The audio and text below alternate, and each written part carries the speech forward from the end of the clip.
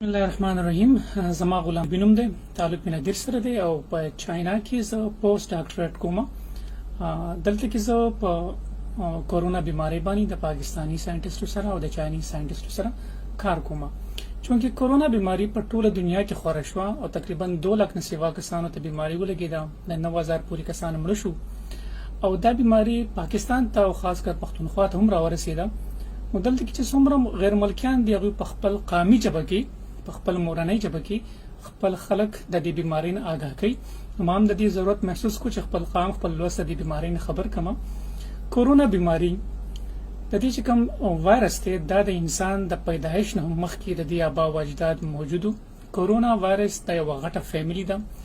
د وخت سره سره په دې کې نوې قسمونه رااله او دا وایرس چې کوم دی دا په مرغو کې، دا په سمندر کې، په ډولفین کې، په ویلز کې، په انسانانو کې او په بلاش زناورو کې موجود دی. دین علاوه زموږ په ملک کې آی بی یو بیماری د چرګانو دا هم د دې کورونا وایرس یو قسم دی او په دې دنیا کې هر یو انسان د خامخا د یو قسم کورونا وایرس نه سینه خامخا خراب شوی ده، نزله زکام ورته شوی دی، خدای مونږ ته پته نه لګي.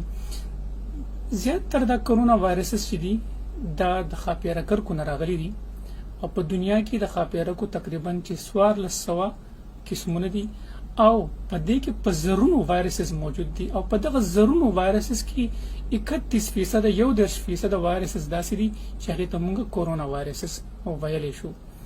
په دې صدۍ کې د کورونا وایرس د لاسه 3 وباګانې رالي.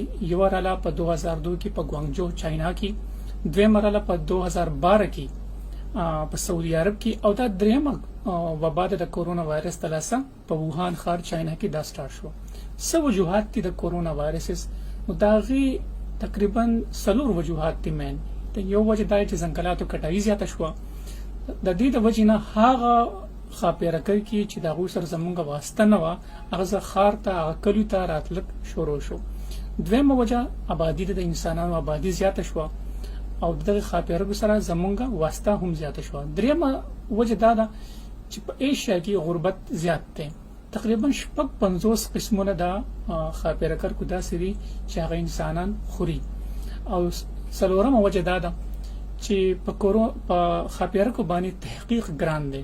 تقریبا د وسه پوری په 200 قسمونو باندې تحقیق شوی دی په 20 ملکونو کې او د 1200 نه سیوا خاپیرکر کې د وسه پوری دغه مطالعه نه ده شوی. او سوال دا چې آیا کورونا بیماری خطرناک ده او کنه ده؟ نو موجوده چې کوم د 2 لک پوری کسان 2,18,000 کسان دا انفیکټډ دي. کومه د دې سټټیسټیک راوبسو تقریبا 4% د دې شرح اموات دي. 4 کسان د دین امري. کم خلک مري؟ زیات تر مشران د 18 کال نه بره دا 20 کال نه 80 کال نه بره هغه مشران ته د بیماری ولګي هغه دغه د مرګ چانسز زیاتی په سیریس کیسز کې. زموږ پاکستان د خوش قسمتي هم دا چې زموږ 70% آبادی ته زیاتره نوجوانان دي. لیکن د دې بیماری د ټول نه یو خطرناک پهلو دی د دې خورېدا. د پلک ټیم کې ډیر زیات زر خوري او د یو کس نه په سونو کسانو ته دا خورېدې شي. بل دا چې کوم ماشوم پیدا شي نو د مور نه ماشوم ته بیماری نه لګي. کوم مور ماشوم ته پي ورکي هغه نوم د بیماری ماشوم ته ترانسفر کیږي نه. خو چې دغه ماشوم خپل حفاظت په خپل نشي کولای لہذا د بیماری د ماحول نه لګي. بل دي علامات سری د دې ډېر معمولی علامات دي، هلکا علامات دي. هغه کې یو د ټوخه وچ ټوخه، بل چې کوم د نزلې زکامي، کله مری خوږي، وجود خوږي او تب په کم راځي خلکو ته. او بعض خلک داسي چې هغه کې د سرند دي بیماری علامات یې نه. دغه قسم خلک ډېر زیات خطرناک هغه ته پته نه لګي او وایرس خوري. کله نا کله چې کله د بیماری سخت شي نو په سیریس حالاتو کې بیا نمونیا هم کېدای شي. زموږ قام او زموږ لوسله احتیاطي تدابیر پکار دي. نو په هغه کې د ټول نه اولنې ده د لاسو انزل.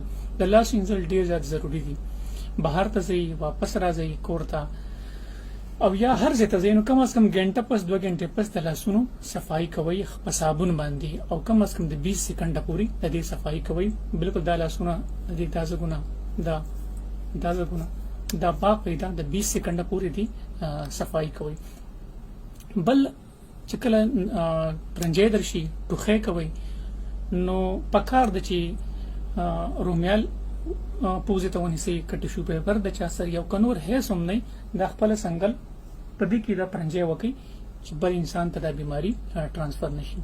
دریم خبر ماسک ډیر زیات ضروری دی. که فرض که ماسک نه او یو عام ټیشو پیپر وي هغه هم ټیک دی. که فرض که هغه هم نه ملاویږي چاته نو کم از کم سب رومیال تربوز خامخا دی پوزې ته نیسي چې کله هم تاسو غني لځي او که فرض کې یو کس پټی ته سي هغه ته د شیزونو ضرورت نشته. خو خاص کر ماسک د دکاندار لپاره د کلندر لپاره د ډرایور لپاره دا به حد ضروری دی ځکه چې دغه واسطه بلا قسم خلکو سره راځي. بل دا چې پیسې خاص کر بانک شو والے شو دکاندار شو کلندر شو هغه پیسې چې کم دي هر سړی ولا پیسې ورکي خرڅ کاروبار کوي او مونږه دا غوته چې کم نه لمدکو او بیا پیسو بیا لمدکو بیا به پیسې شمارو. دا ډېر خطرناک دی ځکه چې په چاینا کې بلا شي پیسې د وسیزلي پاره کې وایرس زو. بل که فرض که بازار ته ځي غم خادي یا میلې ته ځي یا نور څه ته ځي نو په دې کې خصوصا احتیاط وکړ دی. اول دا چې تلنی پکار که فرض که ځي تاسو نو خلی ته خامخه یا ماسک شو یا یو رومیال شو یا سپون کې خامخه دا استعمالوي. بل دا که فرض که موږ لاس میلاو غړ بړ کو ماشومان خپلو د دې خبرونو موږ ځان لکوټي 2 میاشتې 3 میاشتې د موږ وساتو او خصوصا مشران چې کم څنګه دي نیا نیکونه مور او پلار چې کم نشپېتو کالو 50 کالو دي دا غوي خصوصا خیال وساتو د صفای او چې کلم د دوی سره ملاویږو نو پکار د چې لاسم صفای او پکار د چې پوزیتا یا سرومیال سیستم خامخا استعمال کړي.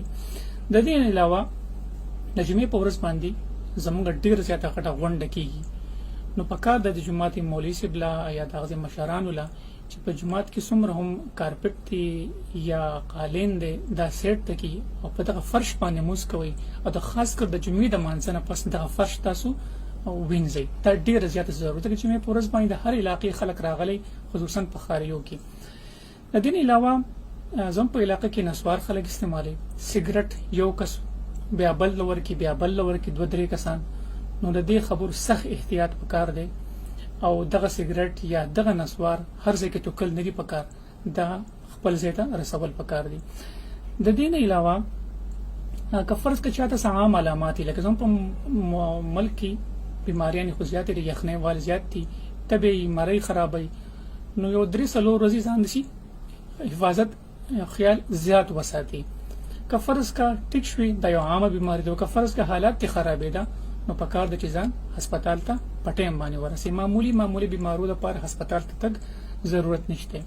او د ټول نه غټه خبره زموږ د پښتنو لپاره زموږ کولمې ډیر زیاتې غټې دي زموږ غربت زیات ده زموږ په علاقې کې نور څه کاروبار نشته او که یو ورځ 2 ورځې زموږ یو خار یو کله یو علاقې بند کړه نو مونږه دانشو برداشت کوله. لہذا احتیاط ضروری وکي که خدای مکه احتیاط ونه کوي د بیماری زیاته شوه نو بیا نه زموږ حکومت نه زموږ هسپتال د دې قابل دی چې زموږ علاج وکړي. د الله په امان. السلام علیکم.